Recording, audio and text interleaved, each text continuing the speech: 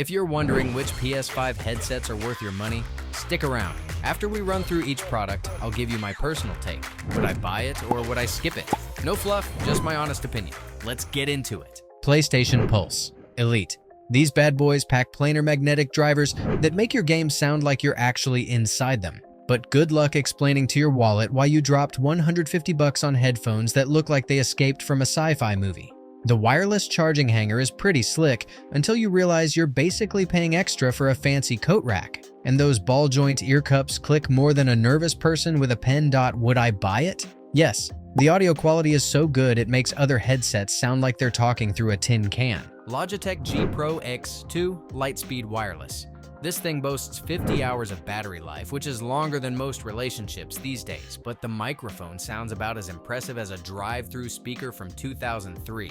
The graphene drivers are fancy as hell and make everything sound crisp, though you'll be paying $250 for the privilege of looking like a discount astronaut. Would I buy it? Maybe. Great for gaming, but that microphone quality makes you sound like you're calling from the bottom of a well. SteelSeries Arctis Nova 1X. At this price point, it's basically the Honda Civic of gaming headsets. Reliable, gets the job done, but don't expect to impress anyone at the gaming equivalent of a car show. The 40mm drivers punch way above their weight class for a budget option, though the build quality screams I'm held together by hopes and dreams. Would I buy it? Yes. It's cheap enough that if it breaks, you won't cry into your ramen noodles for a week. Turtle Beach Stealth 700 Gen 3. These absolute units come with 60mm drivers that are so big they could probably double as dinner plates, and the 80-hour battery life means you'll forget what a charging cable looks like. The headband has less padding than a prison mattress though, so your skull will be begging for mercy after a few hours of use.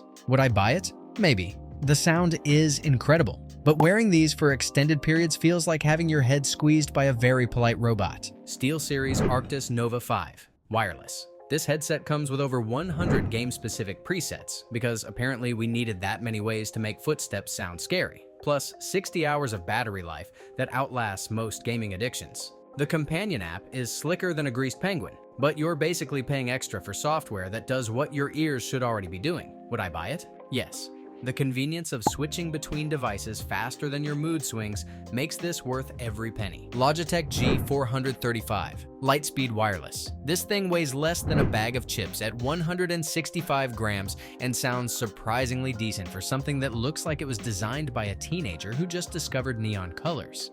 The build quality feels about as sturdy as wet cardboard though. And good luck getting the Bluetooth to work without reading the manual like some kind of caveman. Would I buy it? Maybe. It's perfect if you want something lighter than your phone that won't bankrupt you, but don't expect it to survive a rage quit. HyperX Cloud 3. These bad boys come with 53mm angled drivers that actually know what they're doing. Plus memory foam so plush you'll forget you're wearing a headset during those 8-hour gaming marathons. The microphone is crystal clear with a fancy light-emitting diode mute indicator. But let's be real, it's wired in 2025, which is like bringing a flip phone to a smartphone party. Would I buy it? Yes. Sometimes going old school with a wire beats dealing with dead batteries mid-clutch, and the comfort level is chef's kiss. Sony Inzone H5. This mid-range beast delivers exceptional audio quality with punchy bass that'll make your explosions feel like they're happening in your living room. Plus a 25 to 28-hour battery life that outlasts most relationships. The microphone quality is so good, your squad will think you upgraded to a professional broadcasting setup, but the charging time takes longer than a Marvel movie at 3 to 4 hours. Would I buy it? Yes. It hits that sweet spot where you get premium features without selling a kidney, and the 360 spatial sound support makes every footstep in competitive games sound like it's right behind you. Astro A50X. This absolute unit costs more than some people's rent at $379, but delivers audio so crisp you'll hear enemies breathing from 3 buildings away. Plus, it can switch between PlayStation 5, Xbox, and PC faster than you can say platform exclusive. The setup process is more complicated than assembling IKEA furniture blindfolded, and the lack of active noise cancellation at this price point is like buying a Ferrari without air conditioning. Would I buy it? Maybe. If you're rich enough to have multiple consoles and don't mind cable management that looks like spaghetti, this thing is audio perfection, but your wallet will hate you. Nacon RIG 900 Max HS. The dual wireless connectivity lets you take phone calls while gaming, because apparently we're all that important now. And the charging stand setup is so smooth, even your grandma could figure it out. The built-in microphone quality is about as impressive as a potato trying to be a professional streamer, which is a real shame because everything else about this headset slaps. Would I buy it? Yes. The convenience factor and customizable audio through the mobile app make up for the mediocre microphone. Plus, you get to feel like a tech wizard with that charging stand setup. Turtle Beach Stealth Pro. This thing sounds like a beast with its swappable batteries and active noise cancellation. But good luck figuring out those flat buttons that feel like pressing on a dead fish. The sound quality is solid for gaming with that extra bass punch, though your vocals might sound like you're talking through a pillow thanks to the underemphasized mids. Would I buy it? Maybe. Because while it's built like a tank and has killer features, spending $330 on a headset that makes me play button roulette every time I want to adjust volume feels like paying premium prices for a premium headache. SteelSeries Arctis Nova Pro Wireless. These bad boys deliver crisp audio that'll make you hear footsteps from 3 zip codes away, plus the ability to connect to multiple devices simultaneously like some kind of audio wizard. The bass hits harder than your credit card statement after buying them, though the soundstage feels tighter than my wallet after the purchase. Would I buy it? Yes, because despite the eye-watering price tag, being able to watch Netflix on my laptop while grinding experience points on PlayStation 5 is the kind of multitasking that would make my therapist proud. Alienware Pro Wireless. This lightweight champion weighs only 315 grams and delivers impressive audio with 50mm graphene drivers. But the active noise cancellation is about as effective as using a screen door on a submarine. The detachable boom mic works great, and the fast charging actually lives up to its promises. Though you can't use Bluetooth and the dongle simultaneously, which is like having a sports car that can't play the radio while driving. Would I buy it? Yes, because it's comfortable enough for marathon gaming sessions and works flawlessly across PlayStation 5, Switch, and PC without making me feel like I'm wearing a brick on my head. Sony PlayStation 5 Pulse 3D Wireless Headset. This official PlayStation 5 headset nails the 3D audio experience and costs less than a fancy dinner. But the plastic build quality makes it feel like it came from a cereal box.